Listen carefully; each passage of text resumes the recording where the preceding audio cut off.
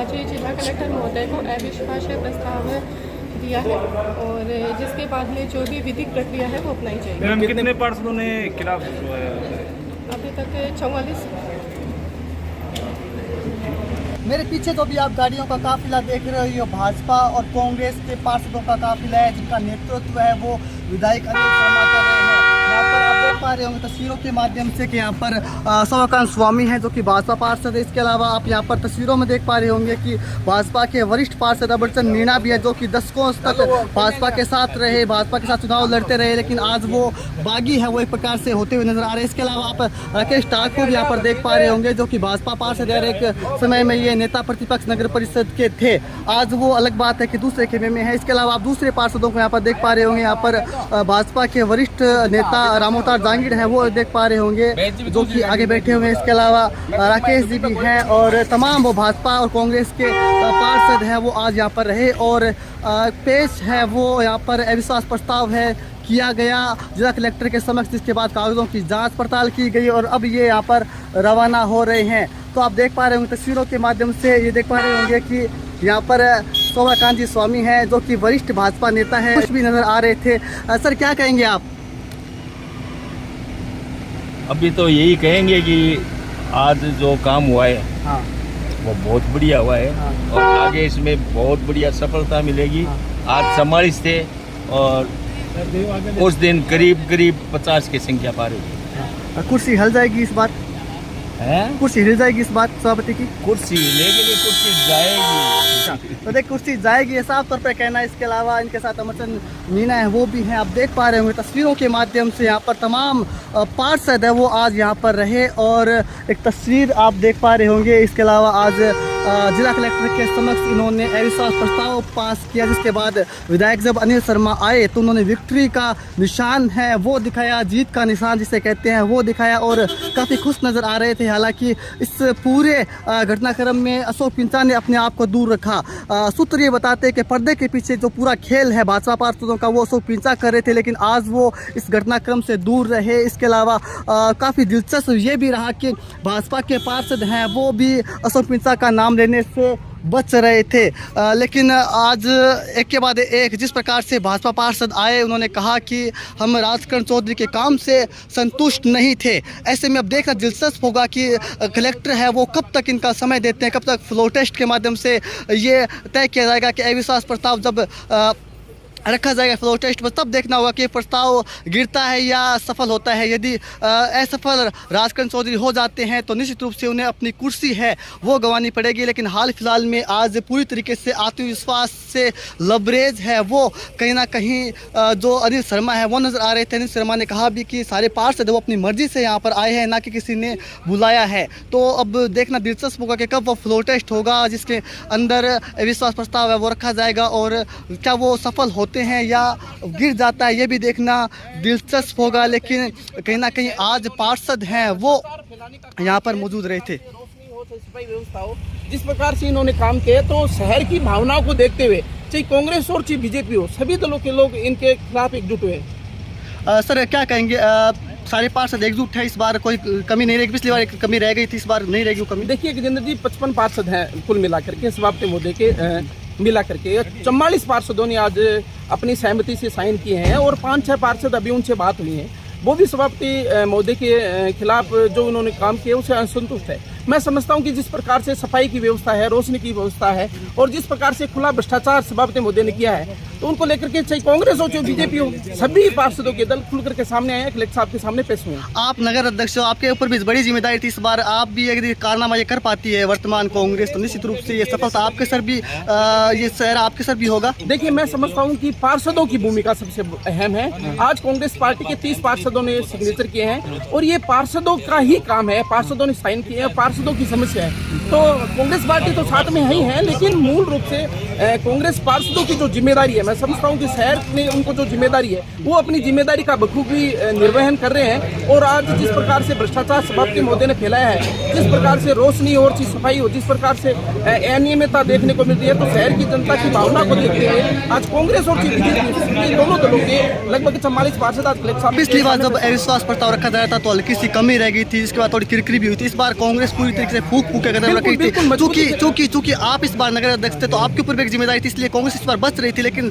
जब एक साथ पार्षद आगे, जब साइन करवा ली, जब पक्का हो गया कि नहीं अब इस बार हम विश्वास प्रस्ताव रख लेंगे, तब आज कांग्रेस आई है पूरी तैयारी के साथ। बिल्कुल तैयारी के साथ आई है। जैसे कि मैंने आपको बताया कि 55 में से 44 पार्षदों ने तो खुल करके साइन किए कलेक्टर साहब के सामने, और लगभग 6 पार्षद और हमारे संपर्क में हैं, वो भी खुल करके सभापति महोदय के खिलाफ आने के लिए तैयार हैं। हाँ, तो कहीं ना कहीं मान लें कि यहाँ पर राजनीतिक कौशल है वो अनिल शर्मा ने दिखाया है। एक बार आप विकास की बात करें, सही बात है, लेकिन कहीं ना कहीं राजनीतिक कौशल है वो भी यहाँ पर अनिल शर्मा ने दिखाया है। बिल्कुल बिल्कुल, जब अनिल शर्मा को ऐसा मौका मिला है तो अनिल जी शर्मा ने अपना पूर्णतः राजनीतिक कौशल दिखाने का काम की भावनाओं को समझते हुए उनके हक और अधिकारों की लड़ाई लड़ने का काम करेंगे।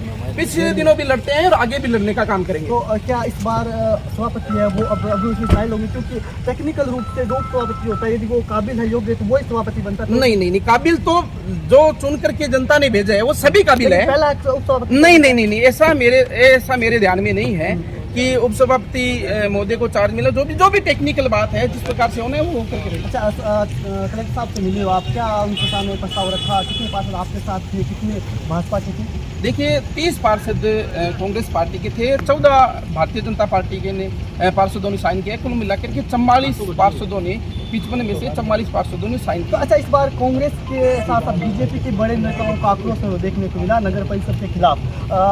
आपने देखा होगा कि किस प्रकार से दीवार मामले में पूर्व विधायक अशोक पिंचा खुलकर मुखर हो गए, सभापति के खिलाफ खुलकर आ गए।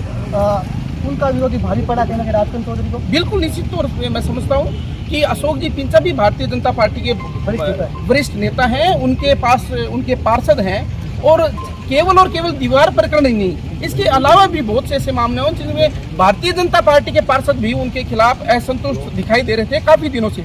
जिस प्रकार से सफाई व्यवस्था आपने देखा होगा, ऑटो टिपर कितने थे और अभी वर्तमान में 3-4 ऑटो टिपर है। जिस प्रकार से खुल करके सभापति महोदय ने भ्रष्टाचार किया है, अपने खुद के हिस्से में बड़ी एक टेंडर प्रक्रिया में उन्हें गड़बड़ करने का काम किया है। विधायक ने शर्मा नहीं कर पाए, वो देहात शहर वो लोग देखिए मैं करने में कामयाब रहे। देखिए मैं अनिल जी शर्मा का एक कार्यकर्ता हूँ और कांग्रेस पार्टी का कार्यकर्ता हूँ। आज जो भी कांग्रेस और बीजेपी के पार्षद आए हैं वो निश्चित तौर से आदरणीय विधायक श्रीमान अनिल जी शर्मा के नेतृत्व में हैं, और जो भारतीय जनता पार्टी के पार्षद है, निश्चित तौर से मुझे कहने में कोई गुरेज नहीं है कि अशोक जी पिंचा के निर्देशानुसार भारतीय जनता पार्टी के पार्षद आए हैं, और कांग्रेस पार्टी के जो 30 पार्षद है वो अनिल जी शर्मा की अगुवाई में आज वो पेश हुए। बिल्कुल निश्चित तौर से मैं पूर्णतः संतुष्ट हूँ कि जिस प्रकार की भावना शहर के लोगों की है, और शहर के लोगों की भावनाओं को उठाते हुए कांग्रेस और बीजेपी के 44 पार्षद आज कलेक्टर साहब के सामने पेश हुए हैं, तो निश्चित तौर पे आने वाले दिनों में देखोगे कि सभापति महोदय, मुझे नहीं लगता कि ज्यादा दिन वो कुर्सी पर बैठेंगे। धन्यवाद आपको। देखिए ये अध्यक्ष है जो कि कांग्रेस के काफ़ी बड़ी जिम्मेदारी इनके कंधों पर थी, उन्हें सफलता है वो गर्द, जो काम विधायक शर्मा नहीं कर पा रहे थे, जो काम अन्य नेता कांग्रेस के नहीं कर पा रहे थे, वो जितेंद्र राजवी ने कर दिया, और कांग्रेस और भाजपा के पार्षदों को एक करने का। इसके अलावा इन्होंने बड़ी बात बोल दी जो शायद तक किसी भी नेता ने आज नहीं बोली। उन्होंने कहा कि अशोक पिंचा के नेतृत्व में ही सारे के सारे बीजेपी पार्षद है वो आए हैं। बड़ी बात यहाँ पर जितेंद्र राजवी ने बोली जो कि अभी तक किसी भी नेता ने नहीं बोली। हालांकि विधायक अनिल शर्मा भी बचते हुए नजर आए, लेकिन कहीं ना कहीं जितेंद्र राजवी ने खुलकर कह दिया कि जो पार्षद हैं वो अशोक पिंचा के नेतृत्व में आए, और पूरा ये जो अविश्वास प्रस्ताव है वो कांग्रेस नेता विधायक अनिल शर्मा के नेतृत्व में रखा गया, और ये अब उनकी ओर से सफल होता हुआ नजर आ रहा है। तो एक बार फिर से